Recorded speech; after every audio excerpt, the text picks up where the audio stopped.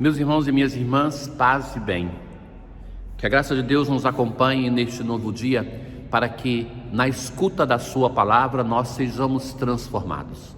A palavra de Deus é viva e eficaz. Ela é comparada como a chuva, como a neve, que não cai dos céus voltando para lá sem produzir frutos. Mas para que esse fruto aconteça na nossa vida, nós devemos deixar o nosso coração aberto a esta ação. Nós estamos acompanhando a leitura da primeira carta aos Coríntios e veja que o apóstolo Paulo consegue conciliar aquilo que é o reconhecimento da graça de Deus, do empenho pessoal da comunidade. Nos recordamos as palavras elogiosas do início desta carta, mas ao mesmo tempo ele consegue ver aquilo que deve ser mudado. Me parece que o nosso desafio em relação a nós e sobretudo aos nossos irmãos também deve ir nessa direção. Por um lado, reconhecer que tanto progresso nós fazemos como pessoas, como comunidade, mas também que é preciso que nós sejamos capazes de nos sacudir, de ajudar também o nosso irmão a fazer um caminho de conversão, um caminho de fé. Hoje nós chegamos nesse ponto na carta. O apóstolo vai dizer assim: irmãos, não pude falar-vos como a pessoas espirituais, tive que vos falar como a pessoas carnais, como a crianças na vida em Cristo. Ou seja, ele reconhece que a comunidade ainda é imatura, que não é uma comunidade espiritualmente adulta, mas que é uma comunidade que se comporta como criança. Pude oferecer-vos somente leite, não alimento sólido, pois ainda não éreis capazes de tomá-lo. Às vezes, no nosso pastoreio com o povo de Deus, nós nos apercebemos também disso. Às vezes, na pregação, eu introduzo dizendo assim: meus irmãos, tenho a impressão que falo de coisas altíssimas quando nós devemos tornar passos atrás e vermos, por exemplo, o nosso comportamento na liturgia, de vermos que devemos dar atenção a coisas pequenas, que às vezes, estando em divagações da teologia, nós não percebemos que estamos aquém em coisas que são iniciais, que são de uma criança. Por exemplo, quando se chega numa igreja e se vê pessoas que estão de boné na Santa Missa, quando no passado uma criança sabia que chegando na igreja se tirava o boné, porque se está entrando na casa de Deus. E muitas vezes nós devemos fazer esse passo atrás, porque vivemos em um mundo que tende a ser muito secularizado.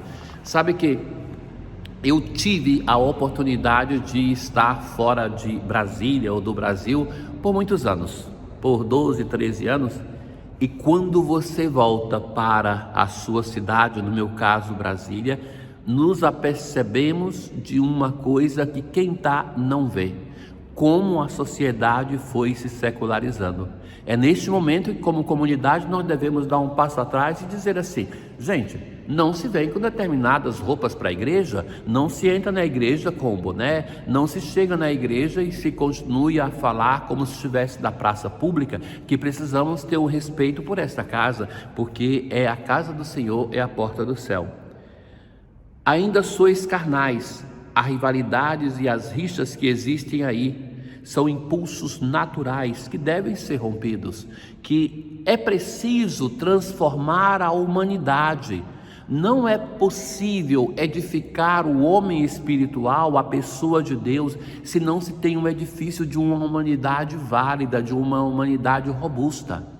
Muitas vezes nós queremos fazer voos espirituais e não percebemos que fundamentalmente a nossa fragilidade está na ausência de valores humanos, e que é preciso transformar essa humanidade, porque sem esse fundamento nós não crescemos na vida espiritual. E é isso que o apóstolo está dizendo, que não pôde aprofundar-se na comunidade de Corinto, porque ainda era uma comunidade crua nos aspectos da sua humanidade. Quem é importante é aquele que faz crescer, é Deus.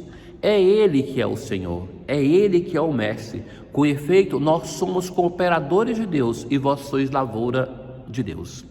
O apóstolo vai dizer assim: não sou eu, mas eu sou somente um colaborador. É Deus que age em ti, na comunidade, para que se tenha uma transformação. Rezamos com o Salmo 32. Feliz o povo cujo Deus é o Senhor. Isso vale tanto para nós que estamos em um ano de eleição. Feliz o povo cujo Deus é o Senhor. Independentemente de quem nos governa, é Deus que é o nosso Senhor. Os nossos governantes passam, eles têm uma missão de serem pastores para o povo de Deus e vão ser cobrados por isso, porque não somos o povo de nenhum governo, nós somos o povo de Deus que é confiado a um governante que também deve ser um filho de Deus e deve prestar conta daquilo que faz. Dos altos céus o Senhor olha e observa, Ele se inclina para olhar todos os homens. Ele formou o coração de cada um e por todos os teus atos se interessa. Por isso nosso coração se alegra dele, seu santo nome é nossa única esperança. Na aclamação ao Evangelho de hoje, o Espírito do Senhor repousa sobre mim e enviou-me a anunciar aos pobres o Evangelho. Naquele tempo, Jesus saiu da sinagoga e entrou na casa de Simão. A casa de Simão é o local que as escavações permitiram ali ser encontrado, essa vila onde vivia Simão. E ali então vai ser a igreja nascente, vai se reunir ali. A sogra de Simão estava sofrendo. Inclinando-se Jesus sobre ela, Jesus ameaçou a febre e a febre a deixou. A febre para nós hoje é uma coisa por vezes banalizada, mas é porque nós temos hoje recursos da medicina para enfrentar. Mas a febre sabemos que é o sinal de uma infecção e que essa infecção levava muita gente ao óbito. Ela se levantou e começou a servi-los. O verbo levantar é sempre o verbo da ressurreição. O Senhor que se levanta vence a morte. Essa mulher que está ali no leito, que está doente, ela se levanta e começa a servir. E que isso é um traço do discípulo. O discípulo é aquele que se levanta com a força do ressuscitado e se coloca a serviço. É isso que faz esta primeira discípula. Jesus colocava as mãos em cada doente e os curava. De muitas pessoas também saíam demônios gritando: Tu és o Filho de Deus. De novo, aqui os demônios que reconhecem Jesus por primeiro. Mas vejamos isso, porque isso serve para avaliar a nossa vida. A fé não é ter Jesus na boca ou na inteligência somente. Não é isso. Não é somente reconhecer que tu és o Filho de Deus. Veja que esta afirmação é ainda mais profunda do que aquela que aconteceu na sinagoga.